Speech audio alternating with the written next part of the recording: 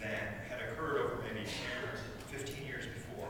I went back to when I was about 5 years old, and my parents let me go to a missionary Bible school, vacation Bible school down the street. And I only went one time. They gave me a little New Testament in Japanese, and I couldn't read English or Japanese at that time, but I just couldn't read. But the only thing I remember from that session was the song, Jesus Loves Me, This I Know, for the Bible tells me so. And God brought those words to my mind. And then he flashed forward a few more years to a high school teacher who was also one of our coaches, who was trying with all of his might to start the first overseas chapter of the Fellowship of Christian Athletes in our school. And after a lot of arm twisting, he got me and my brother and one other kid to stay after school and listen to a taped testimony by an NFL athlete.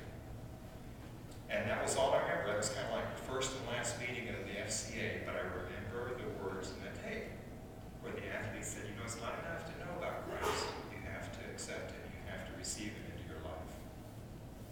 And then really the last piece of it was just my senior year, just before a critical game, I had a good friend by the name of Chang, who skipped school, took off on his motorcycle. It was kind of a misty day, and apparently somewhere along the line lost control of his motorcycle and implanted himself into an oncoming truck. I was in the school administration office talking to the principal about some stuff, and Chang's girlfriend was rushing in frantically looking for me. And when she gets me, she grabs me and shakes me just in tears and terror, and she says, what are you going to do about it? Chang is going to die.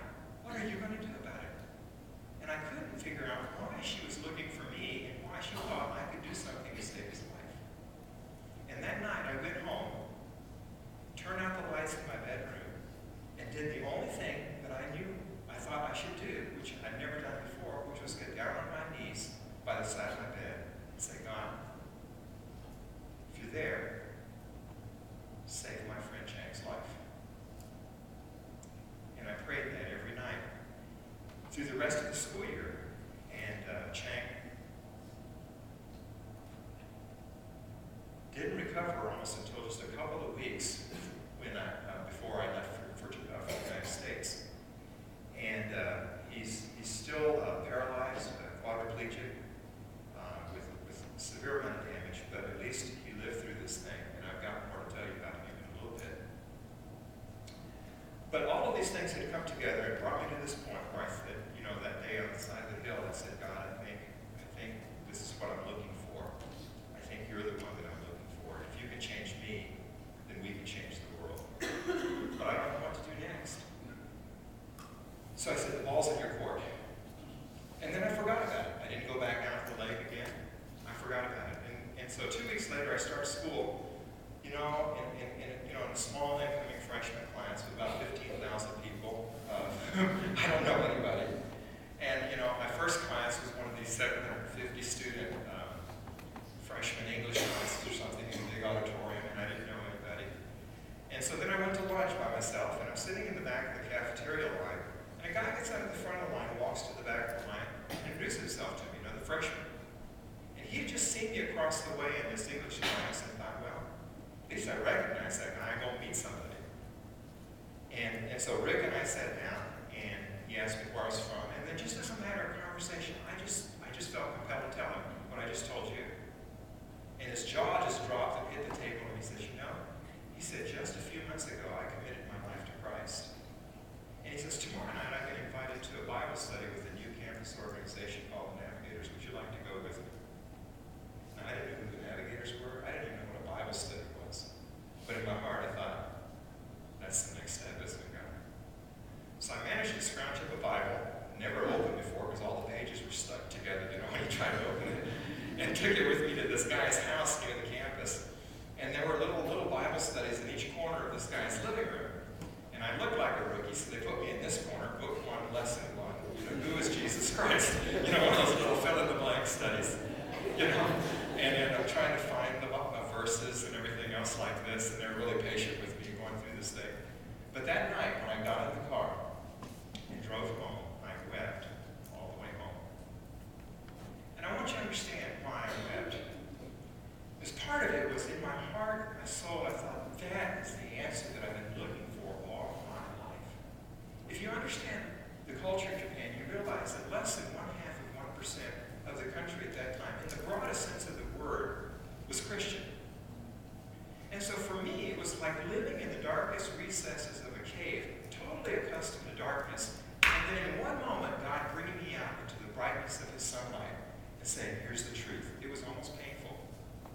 Whereas in this country where we kind of live at the edge of the cave, in kind of a twilight, not quite dark, not quite light, we don't sometimes appreciate the incredibleness of this word and of the incredibleness of the grace of God reaching out to us, because we're just kind of experiencing it in a common way all the time.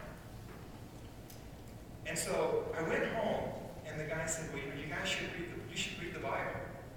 So that semester I read the Bible. The guy says, tomorrow night we're going to go out and share Christ with people on campus. I said, okay. I didn't know what that meant, but I showed up and walked around with the guys talking to people about Christ. He said, here's the Bible verse. You should memorize these Bible verses. And he gave me a whole pack, and I had them memorized by the end of the week. And I think they just totally mistook where I was. They mistook my spiritual hunger for kind of spiritual maturity and age. And it really got to be, I kind of became kind of obnoxious because I figured out the Bible study leaders' class schedules. And then what I would do is I'd finish my class and I would go to his room. And if he wasn't there, I'd sit down in front of his door and wait for him to come, because I'd always have my questions for the day that I wanted to talk to him about. And he started peeking around the corner before he came to his room. He had a lot of work to do. But I think that was a marvelous thing, which is the hunger and the truth. And I began to say, God can really do something. God can change the world. He's changing me. 2 months into school, the University of Texas was targeted by the student underground movement, the radical movement in those days, for a particular disruption. They were organizing to do a big war demonstration in the Capitol in Austin. And they brought in 25 basically full-time agitators and student radical leaders to kind of disrupt the campus. So that whole week before the homecoming game, radicals would break into the classrooms and take over the classrooms, disrupt everything. And there was open mics on the campus where these radical political speeches were being made. And so at the beginning of the week, finally, the leaders of the various Christian organizations got together, prayed, and said, we have to communicate an alternative. We have to let this campus and this world know that there's other ways to change the world, better ways, more lasting ways, than through radical political movements. And so we spray painted a bunch of shirts, and we began to pray every day, and we began to create our own open microphones in a joint venture of all the campus organizations called Operation Alternative. And the whole week this was going on, we would get together every night on one of the campus rooms and pray for an hour, 2 hours for the campus and for God's movement. And for God to take out really the energy from the political demonstrations that were going on, because we were fearing violence in the worst sense, because we'd seen it in other campuses at that time. So toward the end, Thursday night before the Saturday war demonstration, we were praying, and after the meeting was over, the student leaders, the campus leaders asked 3 of us to stay afterwards. So the 3 of us kind of went down to the front after it was all over, and we're thinking, okay, they're going to ask us to clean up the room and put the chairs back in order and everything else like that. And they said, well, we have a special request for you 3. They say Saturday, the war demonstration is going to form up on the west wall of the campus, right in front of the Union. And there's probably going to be 10 or 15,000 war demonstrators there. And what we're going to do is we're going to put a microphone in the center of this, right on the steps of the Union. And we'd like the 3 of you to step up to the microphone and share your testimony to the war demonstration.